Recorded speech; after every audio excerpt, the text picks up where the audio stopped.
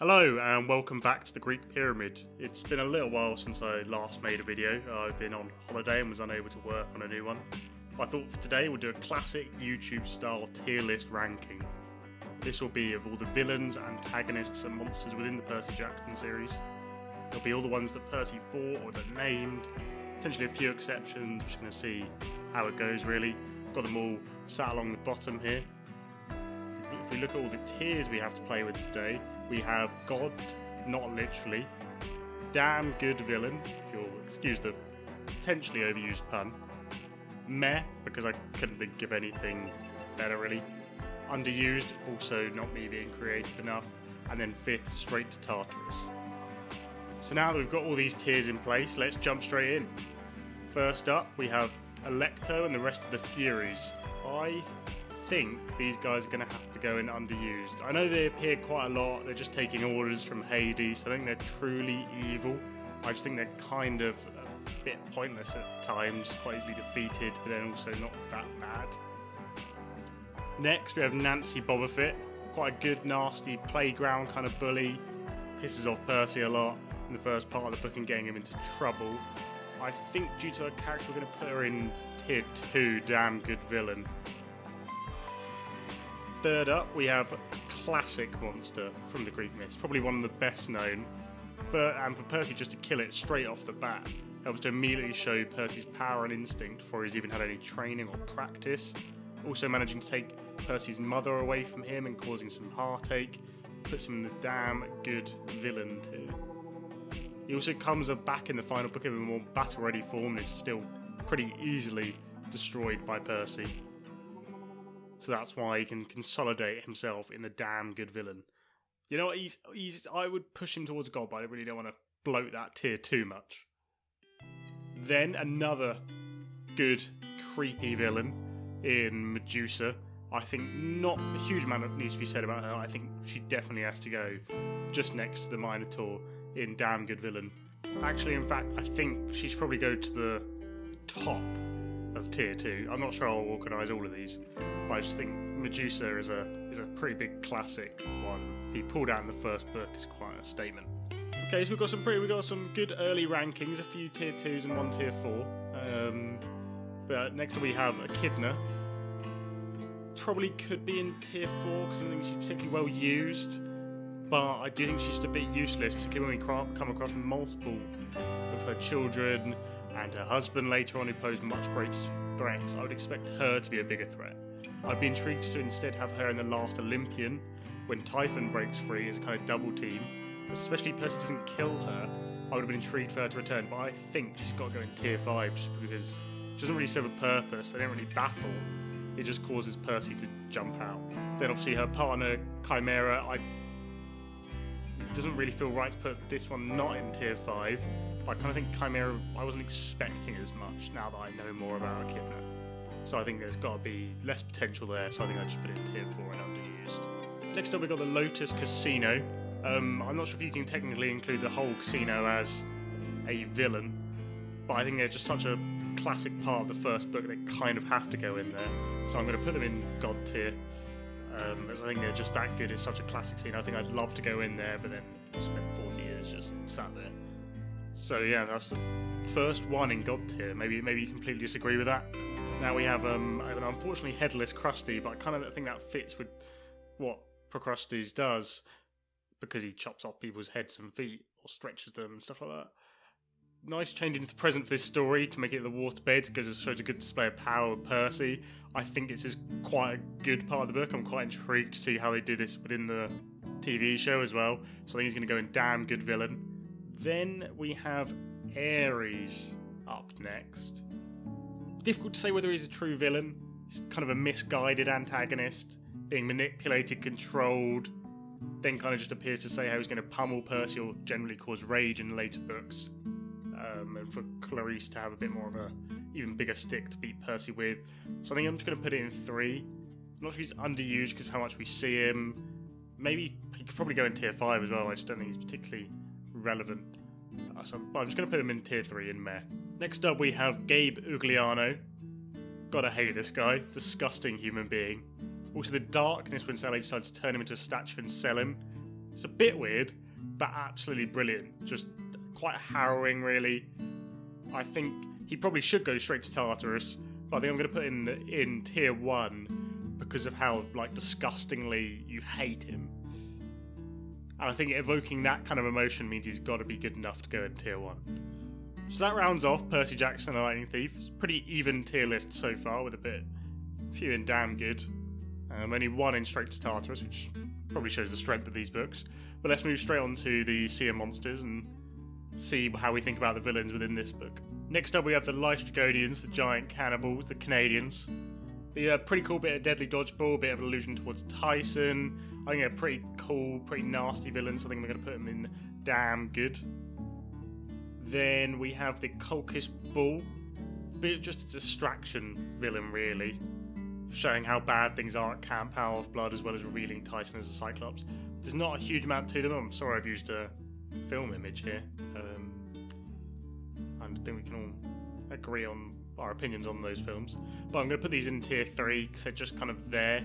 Then next up we have the Stymphalian birds. Quite fun having them stunned by Chiron's boombox and records and stuff like that. It's quite a good like modern way of killing them off. I still think there's not a huge amount to them. We do see them once more again outside of the main 5 books, but I think they're just going to go in 3 for now in meh. This also starts off a little side note to this video of how many times Hercules fought all of the villains in the Percy Jackson series, because it is insane how deeply ingrained this man is into Greek mythology. He has fought so many different things. And so we're going to have a little counter in the bottom right to see every time Hercules has fought it. Usually Hercules did it by himself as well, rather than in a team. But that's just kind of the person Hercules is. But yeah, just a little counter down here, so currently we're on 1. Next up we have Agrius and Aureus. I've definitely pronounced that wrong. They just kind of feel like meatheads. Don't have really much to them. I don't think it matters if they're in this book or not. This is where these tiers kind of fall down, because then you could say they're in underused. But I think I'm going to put them in straight to Tartarus because I just kind of think they're completely pointless. Unfortunately for them. But yeah, there's no real worth talking about them. Then we have the Hydra. Classic villain. Quite a powerful villain. We didn't see a huge amount of it until it just gets blasted by Clarice, which I think is a bit of a shame. A bit anticlimactic. So I'm going to put it in tier 4, because I just kind of think there's a better place for the Hydra to fit. I'm not sure where. I just kind of think they could have been used again. And also, this is another one on our Hercules counter, as the Hydra was fought in Hercules' second labour. So that's number 2. So then, as we start to get into the Sea of Monsters, we have Charybdis and Skyla. I should have done more research into how to pronounce all these names, I realise now, because having read them for the last 10 years or so, it's getting a bit embarrassing. These are cool. They're undefeatable, which usually I would say brings them down a bit, but they are quite cool. They are, so the fact that shit was smashed makes sense, and completely curtailed the quest for it. I'm going to put them in tier 2 because I think they are quite an interesting couple of villains. There is also another Hercules reference here. I found one source saying that he did actually encounter Skyla during a journey to Sicily, so we're going to put him in there. I'm not entirely sure. I can only find 1 or 2 websites about that, but I'm going to do it for the count.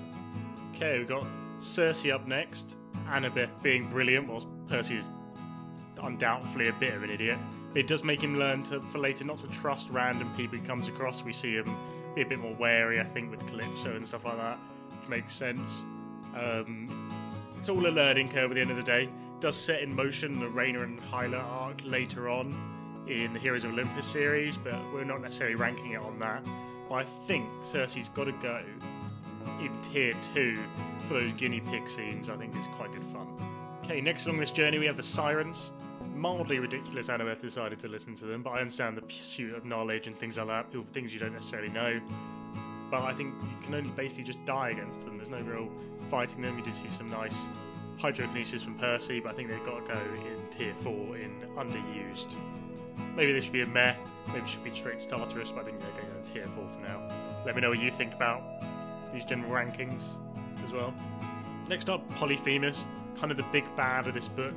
You've got some funny bits with Grover and Nobody, but it makes sense he can't really be defeated. At the end of the day, he's just a bit bland. So thinking that, I mean, bland surely means he has to go in tier 3 in Meh, which is a bit disappointing for the main villain of the second book, but you know, tier 3 is not awful. Tantalus, more of an antagonist than like a true villain, but he's a pretty nasty piece of work, more so in his mythological tale than how he's in this book. And the question does have to be, why would they ever employ him here at Camp Half-Blood? So I thought there's a bit of a difference between hiring Mr. D because he has chased a forbidden nymph and killing and feeding your son to the gods of Olympus. To just put him in tier 3 as well, along with Polyphemus. So that's where he's going to stand in my tier list. That brings us to an end of the Sea of Monsters and on to the Titan's Curse, starting with a pretty classic Hercules monster, which I'm sure you'll be sick of hearing by the end of this video. Killed by Space Food is a pretty fun way to go. I think this monster kind of sums up the Percy Jackson books perfectly by putting a classic tale front and centre in the modern day with a fun twist, albeit being mildly ridiculous, which is why I'm going to put it in tier number 2. It's a damn good villain. Mostly because of the way it was killed off. Second up in this book, we've got the Skeletal Warrior / the Spartoi, which when mixed with Dr. Thorne, they are kind of the constant threat throughout the Titan's Curse. They do give a nice hint to being killed by Bianca. I think the fact in the end that they can only be killed by Mr. D and the statues with no way for the heroes to do so is simultaneously good as they are an actual threat, but also a bit pointless. I kind of wanted a way to figure it out. I think I'm going to put them in Meh as a result. Then we've got the Erymanthian Bull, another Hercules. He is literally everywhere. Labour 4, you wanted to know. Difficult to call this an antagonist, as it helps them, but does also cause some trouble along the way, so I suppose it's got to be a 3 for Erymanthian Bull. Talos manages to give us perhaps our first emotional death of the series, despite not knowing Bianca too well. But it does leave poor Nico behind and causes him to go down his darker path. Talos himself is quite different from a number of the monsters we come across, as he is made by a god. I suppose quite a few of them are made by gods, but you know what I mean. So I'm going to put him in tier 2 because of the damage he causes, and it's just due to him going wrong. Then we've got the Manticore. Feels a little bit disappointing the heroes couldn't think of a way to beat him, but at the same time, if they always managed to get out of every situation on their own, it would get a bit predictable.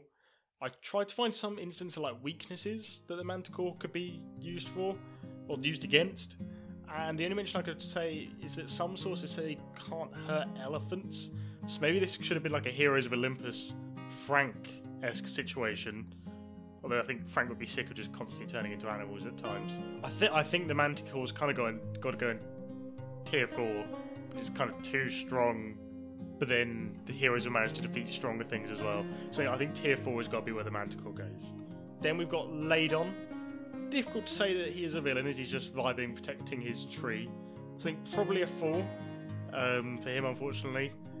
But I think that's another one on the Hercules count, as he is part of his 11th labour. Same goes for the Hesperides, but we'll keep them in that's just one Hercules counter, because these two kind of come as a package deal. The Zoe sisters are a bit cruel, how they treat her, but I'm just going to chuck them in 5, which may be a bit harsh, but they're not really a villain, they're just kind of annoying, more so than anything else. Just not being able to see a different point of view. So then we have Zoe's father, Atlas. Some pretty good scenes with him in. The General, he's called, just to not spoil the surprise too much. And I think the third series, Percy Jackson, if that gets made, hopefully on Disney+, it'll be really interesting to see this fight. I think he kind of reinforces how out of their depth these heroes are at the times, as he manages to kind of take on Artemis, Percy, Zoe, all in one, pretty easily until he gets wedged back underneath. I think a good reveal with Percy, with Zoe fulfilling the prophecy. This is another Hercules encounter. They do come quite thick and fast, but these are all kind of the same section. So, but I think we're going to count this one, I think. So that, I think on that note, I think he should probably go in tier 2. That brings us to the end of the Titan's Curse.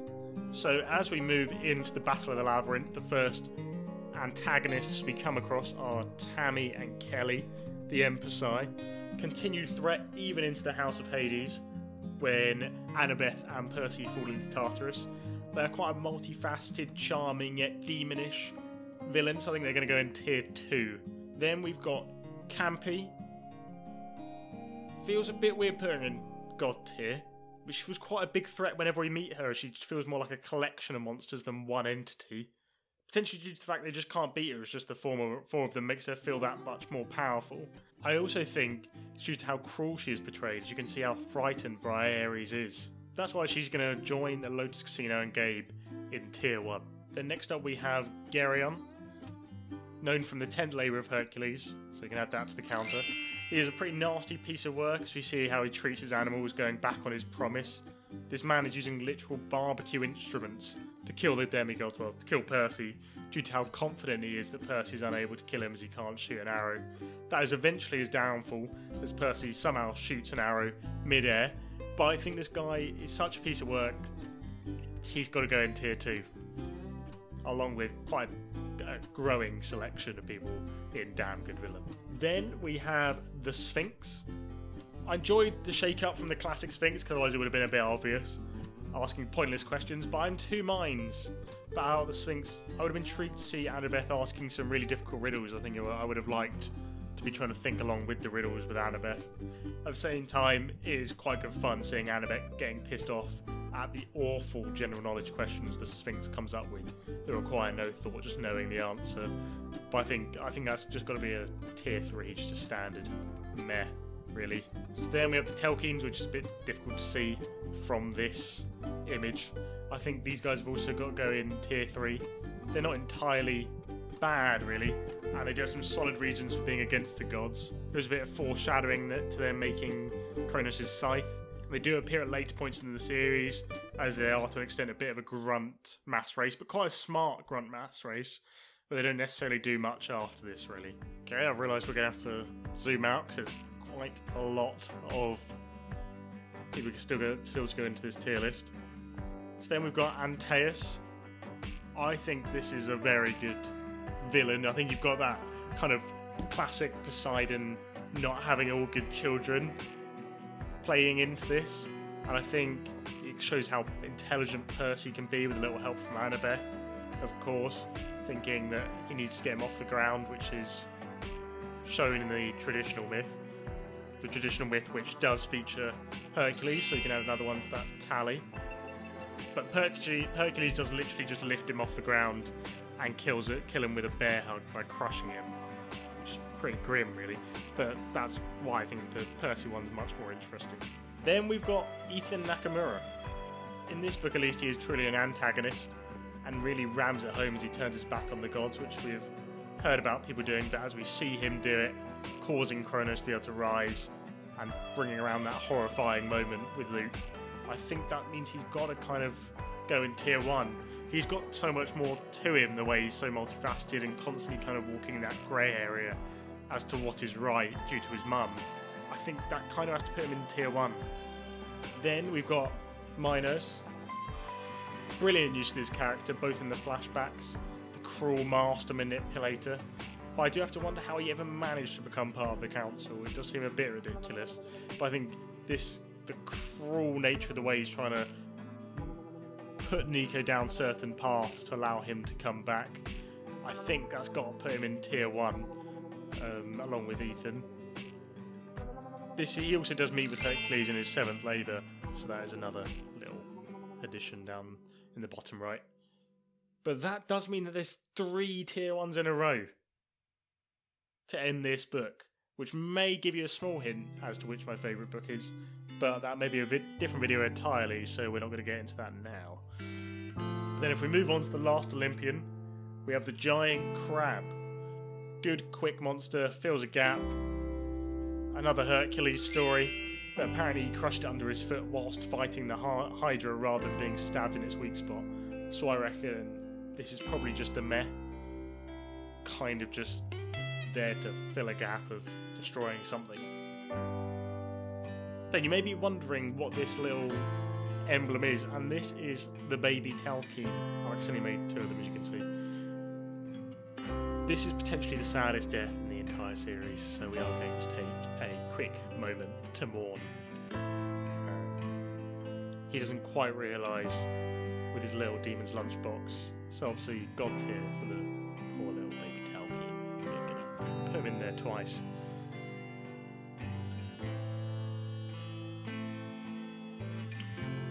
Okay, then we've got Hades. Seems a bit harsh to be putting him in this tier list at all, really. But at the beginning of the last Olympian, he does try and lock Percy away, so that Nico can be the child of the prophecy, just kind of being an idiot, as gods can be. So I think he's going to go in tier 5, just for his pure idiocy, even though he does come back and save them at the Empire State Building. So maybe he doesn't really deserve to be in this tier list at all. He does all this so he interact with Hercules on 2 occasions. Once for the 12th favour to get Cerberus, which Hades agrees for letting him have him, and second to get Theseus back from the underworld, which Hades also allows. So actually Hades is a pretty good guy, gets a lot of unfair stick, including from me, who's just put him in the bottom tier of the villains. But maybe that's why, maybe he's in the bottom tier of the villains because of how good he is. Then next up we've got Morpheus, who fulfills his part of the prophecy by putting everyone to sleep, with the help of the next person on this list. I think Morpheus and Hecate are 2 of the most interesting divine beings we see. Unfortunately, I presume he used a lot of his power in putting everyone to sleep, as he says he's saving his energy for the main event. But I would have been intrigued to see him fight a bit, to be honest. I would like to see him in combat, but I suppose that's not really his sort of thing. Used up a lot of his energy. And just because of the fact we don't see him in combat, I'm going to put him in underused, which may be a bit of a shame. So then, as previously mentioned, we've got Hecate. I think from just this series alone, I think she's got to go in underused, as she kind of just helps with the sleep spell, and she just tries to attack from the air. We just see like the blue dots in the sky and stuff like that, helping with the sleeping magic. Obviously, this doesn't take into account her like tutelage towards Hazel, so for this, she's going to also join Morpheus in tier 4. Then next up, we've got Prometheus. Much more interesting villain kind of thing, as his intentions are harder to read than most antagonists we see, but we don't see much of him. And I think the fact he's more difficult to read, we don't really know. Most of the people want to just kill or capture. So I'm going to put him in tier 2, in damn good, as he's a bit different to the rest. He was also freed by Hercules, so that's an extra one on that counter. Queen Cess. Nothing particularly interesting about her. I reckon she's got to go in straight to Tartarus. We don't really see her much, and then she just only gets shot by the arrow by Chiron, so she has to fight Cronus with a sword. So I think she's got to go in tier 5. There's really not much to say about her. Okay, then we've got Hyperion. The fight with Hyperion is one of the most pure power fights we see, I think. And it's one of those ones where it seems insane Percy can battle him. Obviously he has the reservoir to help, and he's finished off by Grover, Lennius and the rest of the satyrs. Even though he's in it very little, I'd probably say a 2, just because it feels like such a big thing that Percy can even take him on, and kind of just shows the raw power of the situation and how much Percy's grown throughout the series. Then we've got the Plasmonian So. It was a bit of a wild card in the middle of this giant battle across Manhattan, but I also think it's a bit of humour in the middle of this constant onslaught, which I think is what makes it interesting. It's not really being malicious, it's kind of just living its life, much like its partner, basically. It's an especially strange one, but I think this one's got to go in tier 2. Maybe that's a bit high, maybe you disagree, maybe it should go in like Mare or underused, but I think just the fact it's this break from this constant battering down the doors. Then we've got the Hyperborean Giants, which we do see a few of these throughout this book and obviously later on in other books. They kind of just serve as a slightly more interesting villain than regular giants, but they're still just kind of basic grunt work at the end of the day. There's not a huge amount to them. That obviously means they're just going to go in tier 3, just because they have some cool things with freezing. Doesn't really get to put them any higher. Then we have the Lydian Draken, least one of the saddest moments with Selena's death, which spurs Clarice on in a rage with only her spear and no armour to kill the Draken. Also, this Draken manages to harm Mrs. O'Leary, which I think is pretty uncalled for, but the way it causes this inspiring comeback of the Ares kids, I think it's got to go in a damn good tier. Then we've got Typhon, one of the most powerful threats we see throughout all of the series. Helps to explain the gods not getting involved, as they're off distracted, so they can't help with the fight Kronos. Also, I like the fact it's Percy that sets off the chain of events that releases it, and then eventually being taken down Poseidon due to Percy's persuading him to help. I think he's kind of got to go as a 2, just because I think he's a great distraction, makes a lot of sense why he's there. So then we've got Kronos, who's our second to last one. Great villain, made better by his collaboration with Luke, obviously. As if he was in his pure form, he would just kind of decimate them all, which is where the last book ends up leading down. At the end of the day, he's the mastermind behind a lot of what we see in this series. Constantly playing tricks, a very cunning villain, and most of the other antagonists we see are under his control or carrying out plans. So I think that means he kind of has to go in one. I mean, then we have, obviously, just Luke left. I mean, this guy probably does need a whole video about him once I've thought of what to write about. But I think he is brilliant, this complex character that's not really ever replicated from what I've read in the Raidenverse. Although he is actually the hero in the end, he did cause quite a bit of death and destruction prior to that. But it's difficult to say how much he's controlled by Kronos at the end of the day. So I think it's pretty obvious which tier I'm putting him in. He's got to go in tier 1. I'm even going to put him at the front of tier 1 just because of how good he is. The rest of these tiers are basically not ordered. I don't know if I have a least favourite. I think it might be Echidna, you know. I feel like maybe I've slammed down on her too harshly. But I think Echidna just doesn't have... I feel like there's too much promise there. I think now looking back at this tier list, now that I've completed it in full, I realise that it does skew a bit towards the top, but that is going to be quite obvious when I really like the books, and the villains kind of help the books along their way. Let me know whether you agree or disagree with these, whether you would change their tiers. If you want to, you can complete the tier list yourself and send it via Twitter to @TheGreekPyramid. I'd be interested to start a conversation about these, see where you feel they should all lie. Sorry, some of the pictures are a bit difficult to see in places, and difficult to quite decipher, like you have poor Krusty with his head cut off. But I'm hoping this video will help you be able to decipher all of these. Anyway, if you've enjoyed these, please like and subscribe, and I'll see you next time with another video. In theory, these will be more regular now, but that is very hopeful. But anyway, yes, I will see you next week for another video. Goodbye.